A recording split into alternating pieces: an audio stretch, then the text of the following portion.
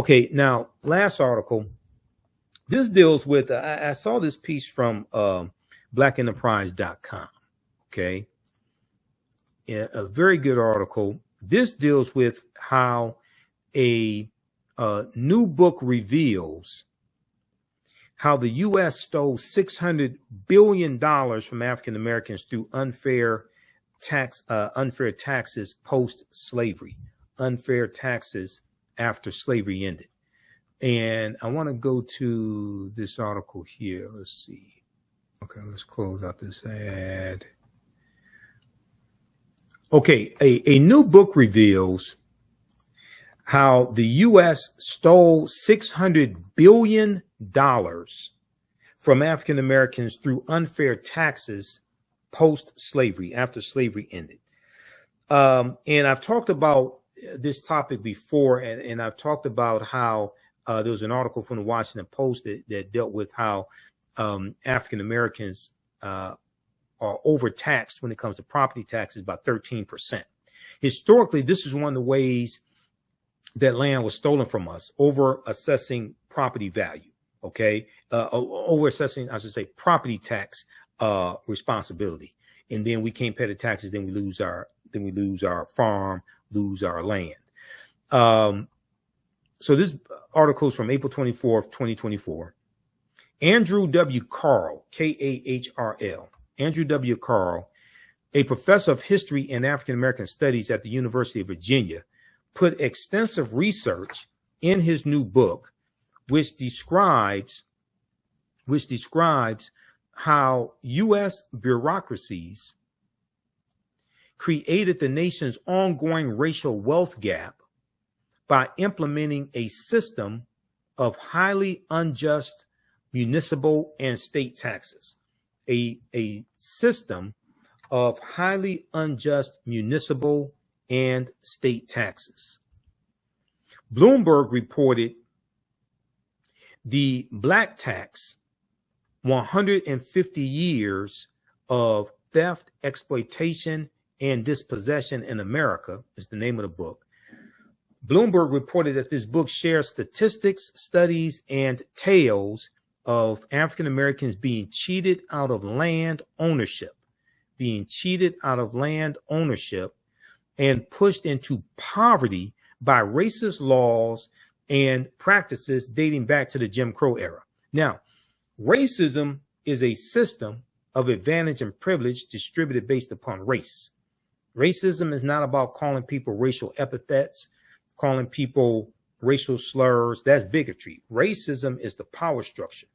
Racism is a system of advantage and privilege distributed based upon race, which comes out of the ideology of European white supremacy.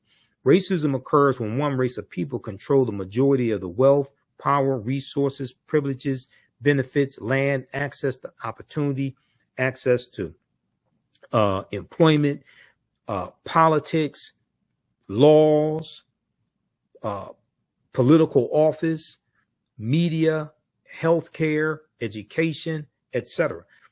And this is designed to marginalize and subordinate and do harm to another race of people. This is what racism is.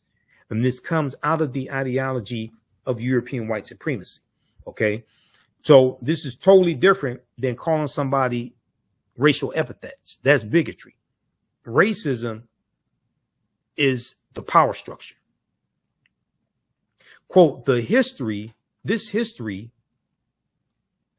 sheds new light on the forces generating economic inequality in America. The forces generating economic inequality in America and the racial character of those inequalities. Professor of History and African American Studies, Andrew H. Carl said.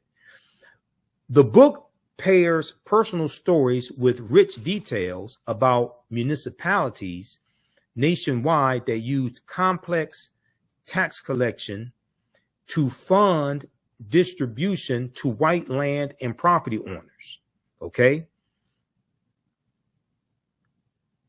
Details about municipalities nationwide that used complex tax collection to fund distribution to white land and property owners, and the economic dynamics spanning over a century of the United States history. Starting in the late 19th century, the late 1800s, and early 20th centuries, early 1900s, unfair tactics were used to doubly disadvantage Black landowners by artificially inflating property value estimates for tax collection. Artificially inflating property value estimates for tax collection, overcharging them for their land, and exploiting their inability to pay as a means to seize their properties. Historically, this has been one of the ways that our land was stolen from us.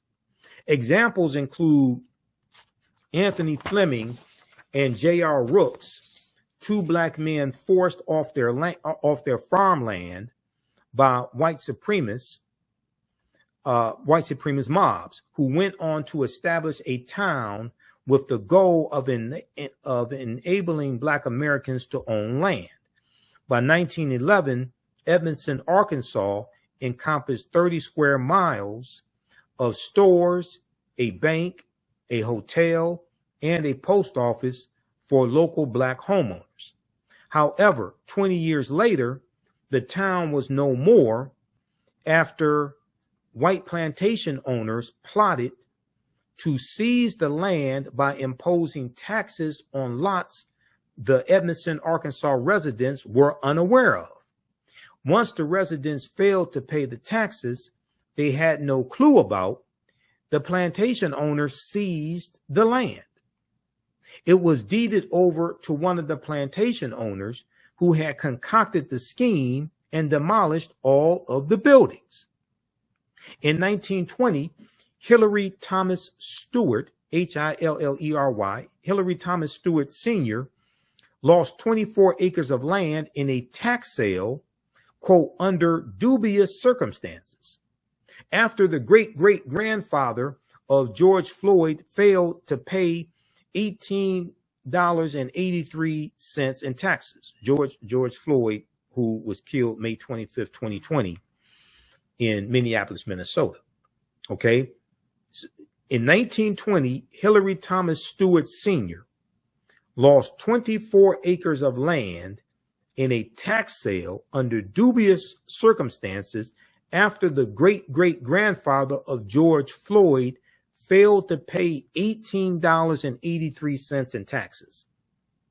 Losing the land forced the Stewart family into poverty. When looking at the 11 million acres of land taken from African Americans, it equates to $326 billion in today's dollars.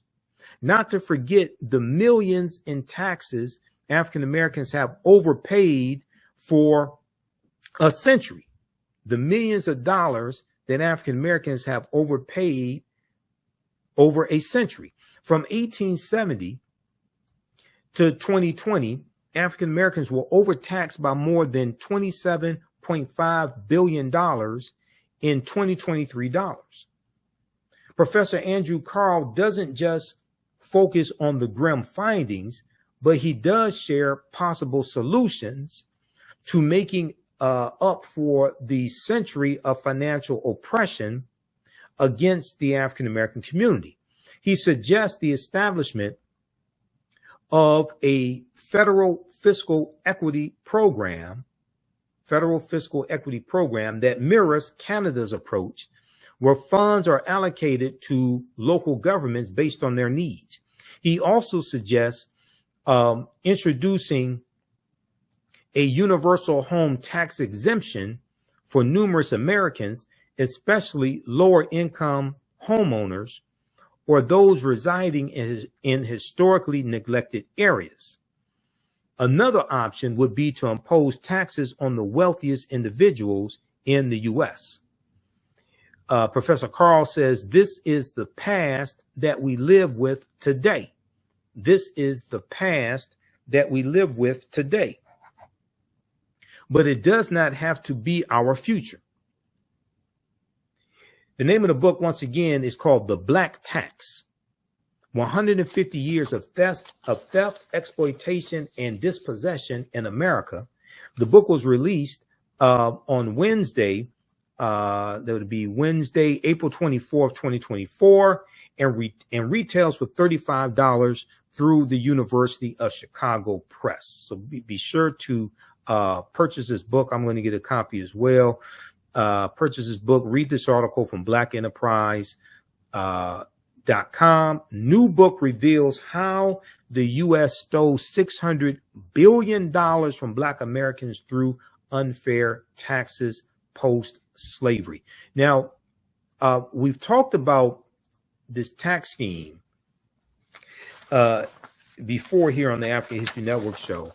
And there's an article from the Washington Post that deals with how historically African Americans have been overtaxed when it comes to property taxes. This piece right here from WashingtonPost.com: Black families pay significantly higher property taxes than white families, new analysis shows. Black families pay significantly higher property taxes than white families, new analysis shows. Unfair property assessments led to widespread overtaxation of Black Americans' homes. Now, we saw the same thing here in Detroit, okay, where homes in Detroit were overassessed by $600 million in property taxes, and many African Americans lost their homes. This piece right here is from July 2nd, 2020 by Andrew Von Dam, okay, for the Washington Post. And in this article, it says, state by state, neighborhood by neighborhood,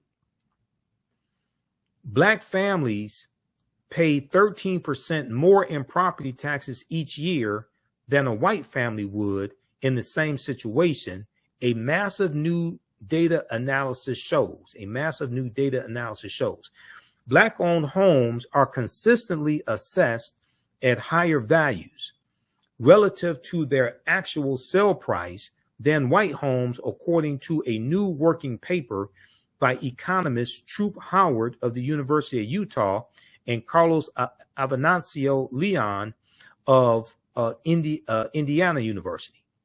African Americans have long said they bear a disproportionate burden for taxes that support local police, schools, and parks, but nationwide measures of this type of systemic racism are hard to come by.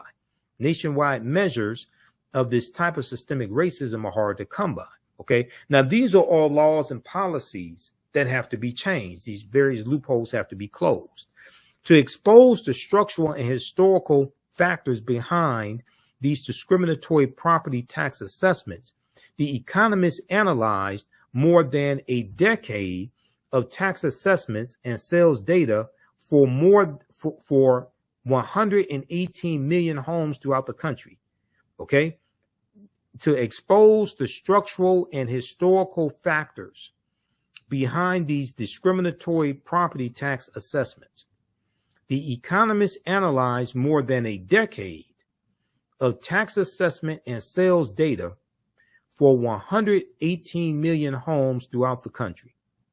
In almost every state, property tax assessments were higher in areas with more African American and Hispanic residents. In city after city, the authors show it is not just differences in the buildings or land, but also the racial composition of the neighborhood that matters. The gap between white families and minority households remains large. The gap is 10%. When you combine data for Hispanic and Black households, the authors excluded California because Proposition 13, passed in 1978, drastically changed how property is valued there. Okay. All right. So read the rest of this article here from the Washington Post. Black families pay significantly higher property taxes than white families, new analysis shows. And when we look at the California Reparations Task Force, when we look at their report and we look at the 12 harms that they laid out, and I talked about this in my presentation that I did for the Detroit Reparations Task Force, the presentation I delivered March 2nd, 2024. And you can watch that lecture. It's on our social media platforms. It's on my Facebook page, The African History Network, and my YouTube channel, Michael Imhotep. And then we air it periodically. The Detroit Reparations Task Force laid out, the California Reparations Task Force in their 1,000-page report, they laid out 12 harms, okay? And they deal with the history that happened in California, the history that happened to African Americans in the United States, and they show how these 12 harms happened in the U.S., but also happened in the state of California.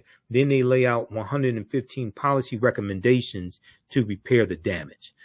12 harms detailed in the California Reparations Report that happened nationally and in California. Number one, enslavement. Now, we know in California, they've identified somewhere between 1,500 to 4,000 slaves, because California came into the Union as a free state in 1850. Okay, so the California does not have a deep history of slavery, but it does have a deep history of racism, housing discrimination, voter suppression, etc. So number one, enslavement. Number two, racial terror. Number three, political disenfranchisement. Number four, housing segregation. Number five, separate and unequal education. Number six, racism in environment and infrastructure. Number seven, pathologizing the Black family. Number eight, control over creative, cultural, and intellectual life. That deals with theft of royalties when it comes to music and different things like this, and how our artists were ripped off of their royalties. Control over creative, cultural, and intellectual life. Number nine, stolen labor and hindered opportunity. Number 10, an unjust legal system. Number 11, mental and physical harm and neglect. Number 12, the racial wealth gap. Okay. So read the California Reparations Task Force report. And their report is the most extensive study on African Americans since the 1968 Kerner Commission report. If you, okay, the full report is here. Let's see, let's go to this here. OAC.gov. And it's loading. Full California Reparations report. The executive summary is 74 pages. If you read the executive summary, you're going to get a huge education on this history and what's happened to African Americans across the country. But this is the full 1,080-page report, and they lay out 115 policy recommendations to address the harms that have happened. They have a table of contents here also. But when we look at the executive summary, now, variations of this happened all across the country. Variations of these harms happened all across the country, okay?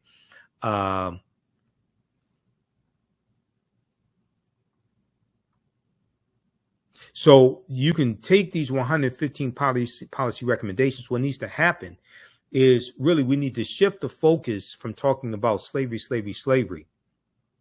in 400 years, shift the focus talking about that to present day structural inequities, and deal with the laws and policies put in place that created those structural inequities, and then trace that back to legacy of slavery if it dates back to that, but definitely it'll probably go back to the Jim Crow era, etc., early 1900s. And take these 115 policy recommendations and create versions of this at the federal, state, and local levels to start repairing the damage that's happened to us. Okay. So we're going to have to, that is something that is much more doable and you can actually get put in place than thinking that you're going to get $27 trillion or 14 trillion, or that's not going to happen. And I told you, based upon Title VI of the 1964 Civil Rights Act, non-discrimination federally assisted programs, race-based policies are illegal at the federal level also. And very few people know that or actually want to acknowledge that.